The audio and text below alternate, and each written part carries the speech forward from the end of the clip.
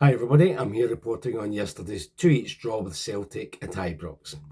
And I've heard since the game finished this old cliche, a game of two halves, which it was, obviously. But I would say a better way to describe it from a Rangers point of view is at half time, we're 2-0 up. We're actually in seventh heaven. I nearly said in paradise, but we'll forget about that. Everybody's happy. We're looking for a 3-4 nothing here. We're totally dominating them. They've done nothing of note. Everything's fantastic. And then you go away from Ibrox at the end of the game, sickened, as if you've lost. You've got to remind yourself you didn't actually lose that game. It was a draw, but it just felt like a loss because of the turnaround in the second half, mainly due to us. I mean, give Celtic their due. They changed personnel, changed tactics, showed more themselves more like they should be, but we made it easy for them. That's the damning thing as far as I'm concerned. Many of you will know one of my favourite sayings is managers know nothing, and I think this was a good example of it. Danny Rule started with the correct team, best team we could have put out, so well done there. Correct tactics, get stuck in, get in their faces, pressurise them every minute, which we did. But then second half, took too long to put on substitutes, put on the correct ones, but didn't tell them to play in the correct way. Or in Gassama's case, he had him in the right wing instead of the left wing. And everybody knows Gassama is a left winger, and that is it. Out in the right, he does nothing. And that negated Mikey Moore because he was suddenly stuck out in the left wing or coming in from the left wing, whereas they've been brilliant through the centre and all over the place. So poor coaching, poor decisions from Danny Rule. Players, though, take the bulk of the blame. Just, I don't know what they were doing. They were so nervous, fearful, the exact opposite of what they'd been in the first half. So that's a generalised view of what I think happened. To go back to the good bit of the game, the first 50 minutes we were the better team, and in the first half, obviously, we've got a great start. What a goal from Chermiti, the much maligned Chermiti. Now he really is the Chairmanator because from that cross, what an overhead kick, like a bullet, accurate, powerful, intentional. What a goal that was. That might be one of the best old firm goals I've ever seen at Ibrox. And I've seen quite a few from George Alberts and Jonas Tern, 20 odd yarders. I still think it's not the best. It's one of the best, but I can still see George Alberts, running from the halfway line, going past 3-4 Celtic defenders, and then slotting it into the Celtic net from about 20 yards. That was in the 10 in a row season. So, or the no 10 in a row season. So it was not the best one I've seen, but it's up there. It was a brilliant effort, really well executed. And while I'm at it, the useless Olsen, his cross actually went behind Chermiti. If it'd been a decent cross, he probably could have attacked it with his head and maybe headed it in. But it was such a poor effort of a cross. It went a yard, 2 yards behind Chermiti, and he had to actually run back a bit and then do the overhead kick because it was the only way he was getting it towards the goal. So no credit to Olsen there, although he's been credited with an assist. I mean, come on, people calling that an assist. And they'll come back to that guy later. So 1-0 up, we're playing well, having all the play, they're doing nothing, making chances. Second chance in 25 minutes when it came, wasn't even a chance. It was a ball into the box. The big centre half, what's his name, Dane Murray, he should have just booted it away, and he miskicked it and it went past him. And then Arojo, I'm going to call him asshole because that's what he is. A wee Ned, just a narky wee Ned that fouls and gets away with it, similar to Maeda. So he should have cleared it as well. But credit to Chermiti, he went round him, got a foot in just to take it away from the right back. And then as the goal came out, he just, I don't know how he did it, just slipped it past him and it rolled into the net. What a finish.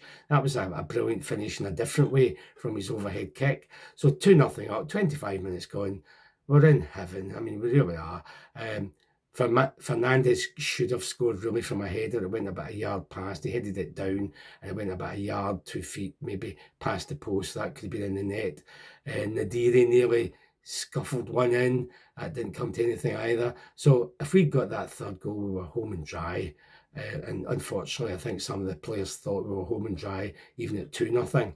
So we needed that third goal, obviously. You always do, no matter who you're playing, but especially Celtic. And then the second half, we started well. First 5 minutes seemed to be a continuation of the first half. A good move from the right into the middle. I think a Celtic player trying to clear it and headed it backwards to the back post. And I couldn't believe it because I had a great view of it. There's Romans, unmarked, getting on the end of this dropping ball, and he volleys it, and he just needs to volley it to the right, and it's into the net, and he volleys it weakly right at the goalkeeper, right into his arms. Now that goes in, we've won the game, we're 3-0 up, most of the second half to go, misses that, terrible miss, and suddenly we're back where we started, game on, and as they started to take control, play better, be in the front foot more, and we did the opposite. That's when you knew it could be a long second half. And in fact, they had a good spell before they scored. They had a good spell of 3-4 minutes where they got a couple of corners. I think Butland had his first save of the match from a 20-odd yarder from Hatate, a low one that he palmed round for a corner. So that was his first action of the whole game. But that wee spell, 2-3 minutes, they got a couple of corners, they had that shot, they were looking dangerous. And then when the goal came, it was such a sickener because they were passing it around just on the edge of the box, inside the box.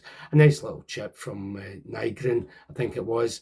And there's one of the weeest players in the park, Tierney, jumping up unchallenged to nod it into the net from about 7 yards out. And when I saw it again on TV later, Raskin's standing behind him, not even challenging him. He's the same size as him. Raskin should have been up there, should have been beside him, if not in front of him, trying to get to that ball. But no, an unchallenged header. So that was hopeless to let that in so easily. So then just continued the same as it had been. We're hanging on. They should have scored a couple of goals.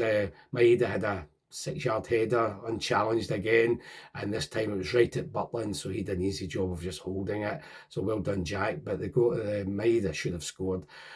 After that, McCowan came on. He was giving it out on the right. He took it onto his left foot. He should have scored as well, but he hit it straight at Butland, who dived and smothered it. So that's the only two real chances. I think they had a header from the guy Donovan. No, Murray. They had a header from him that went well over the bar. But that was their three actual chances. Most of that half, they were just dominating, but they weren't actually creating all sorts of chances. They were the best three, the header less so. So we're hanging on. Could we just do it, just see it out? And of course, VAR gives them their draw. And we thought at the time, what a save from Butland, from a Maeda header. At least he had angled his header slightly this time. And I thought Butland just had done a magnificent save. And having seen it on TV, you can't argue that it's a penalty with the rules these days. It shouldn't be, but you can't argue under the law, that's the penalty. Sterling gets between Maeda's header and the goalkeeper. He's jumping up to just kind of head it or block it. It comes off his arm, rolls down his arm onto Butland, who does a great save, and it's a penalty.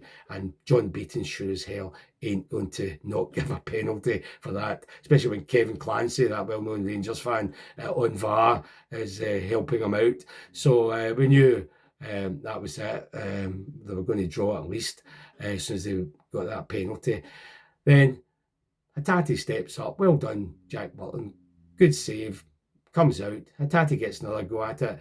Butland miraculously has got up enough to get another hand on the rebound, but he can't do anything with the third effort. And Hatate and Maeda running in to bundle it in from about a foot out near the post. It nearly went past the post. If Butland's second effort had got it beyond the post, we might have got away with it, but no, they bundle it in at the post. Not a Rangers defender anywhere near it. I don't know if they were even inside the box at that point. So that's a shame for Jack Butland doing his part of the process, but not the defenders. 2 each. We knew that was it, basically. So we go away as if we've been defeated. What can I say about the players? Chamite, can't complain about his 2 goals. Nadiri did okay until he was obviously exhausted.